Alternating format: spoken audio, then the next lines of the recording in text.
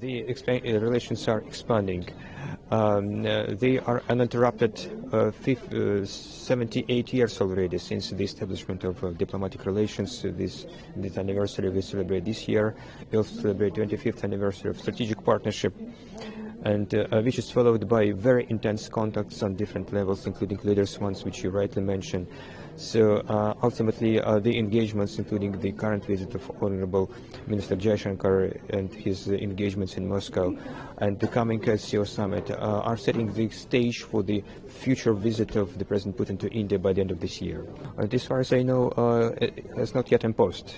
So I think the positive outcomes of the Russian President Putin visit to the U.S. Last week,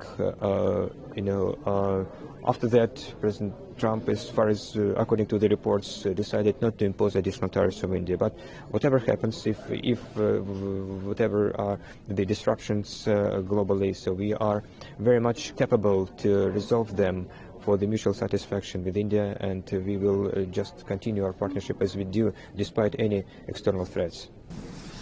Sudarshan Chakra. Next time, ask in Hindi, I would understand better.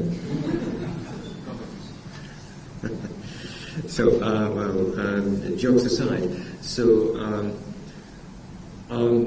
again, just coming back to this important and very sensitive issue, this is about, how strong is the Russian factor in the Indian defense capabilities.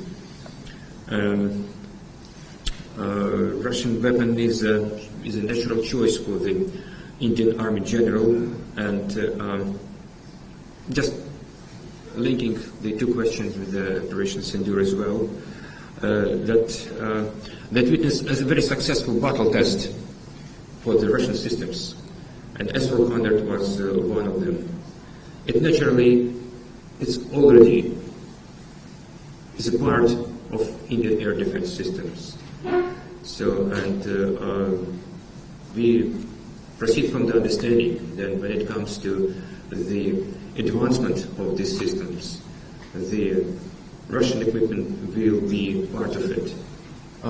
Russia is of clear stance that this is a bilateral dispute. And we welcome the agreement on de-escalation achieved between the two sides in May. And we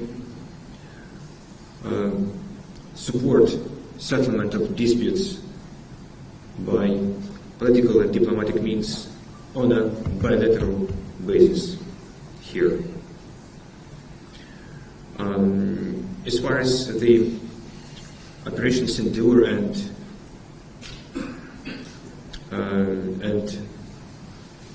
the overall tensions between India and Pakistan is concerned, Russia has many times expressed its position. Our leaders exchanged their views on that when they spoke in May, on 5th of May, right before the operation. President Putin has decisively condemned the terrorist attack in Pahalgam in April and said that fight against terrorism should be uncompromised. Well, leaders are not limited in their conversation between themselves, so they touch upon all the issues which are currently of a vital importance. We cannot exclude that everything has been touched upon. I haven't seen the official readout in their official readouts that these topics were specifically discussed. Maybe they were just not mentioned because, according to some media reports, the Trump has decided to postpone imposing sanctions on India, additional 25%. I mean, just the tariffs, right? So, generally speaking, our take is that any kind of a trade protectionism policy provokes disputes and instability in the global trade, as well as violation of the most favored nation principles of the WTO. So if the Indian goods are facing difficulties entering the US market, the Russian market is, would welcome Indian imports to the most extent possible. Russia is a partner of choice for India for the defense potential of the country. And we have been all actively participating in Make in India campaign even much before it has been announced officially. So since, as you know, since 1998, we are developing joint venture BrahMos, producing now best in the world supersonic cruise missiles. Since then, we have dramatically expanded the program of our joint engagements in the production of various, even sophisticated equipment, and jet engines is one of them. As far as we all know, we have agreed to jointly produce jet engines for Sukhoi jets here in India. And this is just one of the steps towards the further expansion and advancement of this cooperation. So whether India wants it to be with Russia or with the other partners, so it depends on India, of course, but Russia is all set to support India in its endeavors. The point is that this is the true strategic partnership which we are enjoying. That means that, we have earned the trust in our relations. Whatever happens, even there are some challenges, even the problems, we are committed to remove them in the relations. We are able to sit together and honestly remove these problems and at least minimize their impact with due respect to national interests. So the problem of sanctions we have seen for many years already. So, but have a look, our trade is growing. During the recent couple of years, it has increased 7 times.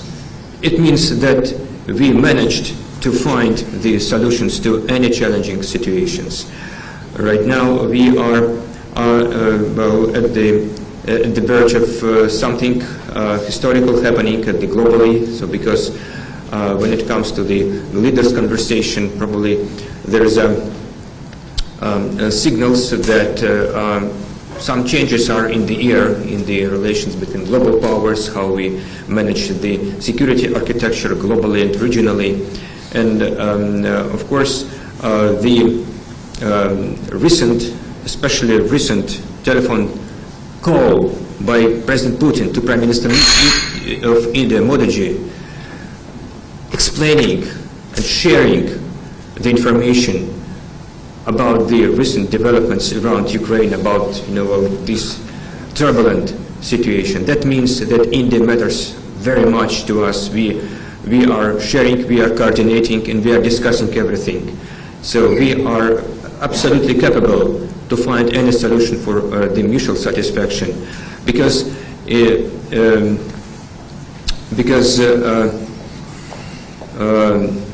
our cooperation, the deepening of our partnership, would help us to grow together. There are also reports that we are preparing the bilateral meeting between Prime Minister Modi and President Putin. As far as trilateral is concerned, let's see, we are quite hopeful that this format will be resumed sooner rather than later, because its importance is not questioned. But we should wait until the right time comes. So anyway, we would welcome these developments, because it proved its efficiency when we had regular interaction on the ministerial level and even in the leaders level. If you remember, before the pandemic, leaders of Russia and China used to meet regularly on the sidelines of G20 meetings. It would be natural to expect that at some point of time in the future we will have the resumption of this practice, hopefully. And as far as convergence is concerned, of course, the SCO is all about the regional stability in Eurasia, and which is mostly dependent on how the relations between the three largest countries in the region, Russia, India, and China, is developing. So more interaction, more engagements we will have, more common ground we will find in how we deal with the regional stability issues. So this is also closely linked to the Russian initiative of the establishment of the Greater Eurasian Partnership, which means that we should build the cooperation between the integration mechanisms.